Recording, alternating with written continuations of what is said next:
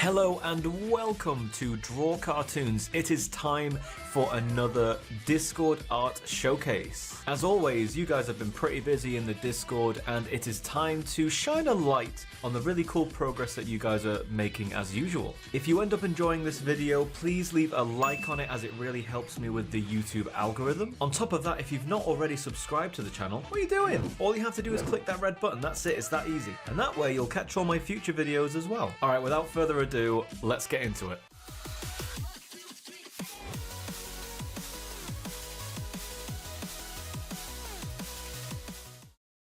Alright, so first up we've got this doodle of Maxwell, who is the main character of Scribblenauts. If you've never played Scribblenauts, by the way, it is a superb game for people who are learning to draw. You actually get to draw stuff that happens in the game, not just platforms, but all kinds of things that go on. Anyway, I really wanted to point out the expression in this one. We've got a very kind of tense sort of look on his face, suggesting he's listening to some very, very hard music, or like he's trying to lift something up. Experimentation with facial expressions is absolutely key to getting cartoons right, so I really had to show this one off today. Here's an illustration by ZD Productions. I don't know what the acronym or word in the background is, but I do know that I found this drawing absolutely adorable. I love the cute and friendly expressions, and I love the very simple character designs. Really nice. Monkey Killer Boy has drawn this Spartan, that's the Halo Spartan, kind of design for a cartoon cat. There's a combined simplicity and yet a high level of detail in this drawing that I absolutely love. You've kind of nailed that middle ground between being really basic and being very, very high in detail to the point where there's quite a lot to look at. There is some great shading on this. I can see that you've actually used a blue to do, I think, all of your shadows. Blue is a really good color to fall back on, especially for something metallic like this. And you've even got that light reflection on the visor. It's so good. While I confess I don't recognize the character El Dorado, but I love the drawing. It does make me think of L from Death Note, which happens to be my favorite manga of all time. Anyway, I love the expression. It really caught my eye, and the way that you've drawn the hair, the kind of the fringe coming down over the face is very effective. Obviously this is an anime sort of style, and it's one that you're really starting to get right. I love how delicate the shadows are. You've used a more kind of saturated version of the skin color, and slightly darker of course as well, to provide the shadows underneath the head, over the neck, and on the sides of the face and by the nose. Keep working with this. Try to draw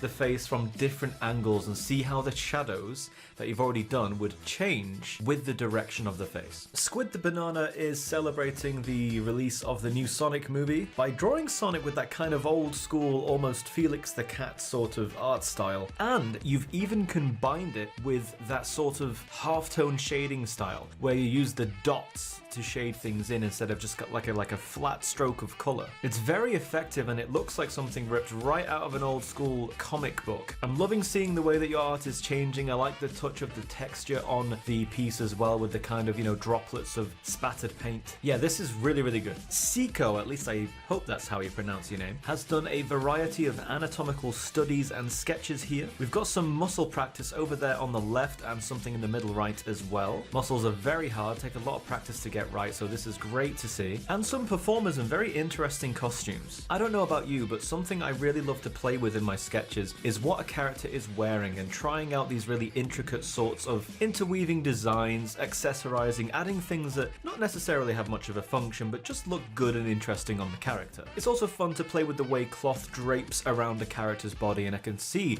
that you've really nailed that over there on the right as well. These are really interesting, Seiko. I can't wait to see more from you. Neko Girl has been taking some inspiration from Akira Toriyama with this Dragon Ball-esque or Dragon Quest styled character here. Spiky hair, that very typical sort of eye style. This character really does look like they've been ripped right out of Dragon Ball Z, and I mean that in a really good way. You've emulated the style fantastically, and the expression, I love it. You've really got that angry look down. Keep playing around with hairstyles. There's a few little bits of the hair here that don't quite flow as well as the other parts, and I'd make the argument that the ear is probably too high compared to where the neck is placed, but otherwise this is great. Lovely shadow work on that as well. Miss Memoria has been working on a scene that seems right out of 100 Acre Wood. The only thing really that's missing here is Winnie the Pooh himself, but he's probably having a nap inside the treehouse. Now, if your aim here was to replicate that classic style from the original cartoon, I'd say mission accomplished. All it needs is a splash of colour in your own time, and this is gonna look enchanting. One thing I will point out is just be mindful of your perspective here. Tigger, given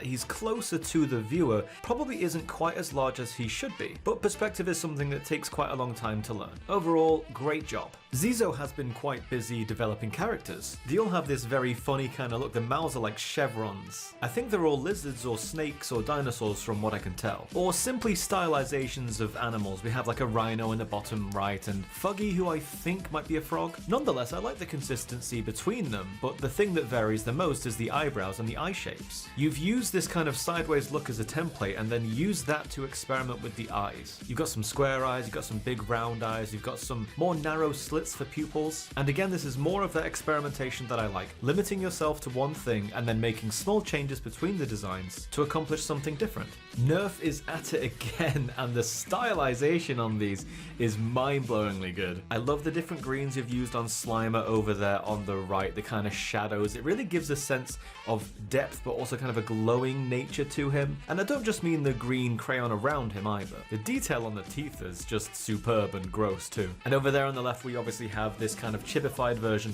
of Deadpool. And I don't really have any critique for you. I think these are absolutely fantastic, Nerf. Squidward, but street-styled. Arav, I love the stylization on this one. It really caught my eye. You've used this fantastic array of greens, very kind of minty blue greens for the most part. It feels like no matter where your eyes look at on this picture, there is something interesting to see. I love this kind of art. It's extremely eye-catching, and I would really love to see more of this exact thing from you in the future. Of course, don't let that put you off practicing either. And lastly, we have this Blushing Roman Lady by Bandit Cat. I love the way you've got the clothing to flow on this illustration. While I can see that there's some very clear stylization going on here, be mindful of how long her arms are. They're a little bit short for this piece. I love the way you've drawn that robe though. Lots of flow, and I can just tell you've had a really good time just drawing it. Really nice, Bandit. And if you're new to working digitally, then disregard this, but how about a little bit more color too? And that is it for this month. If you want to see your art in these videos, which I do every month,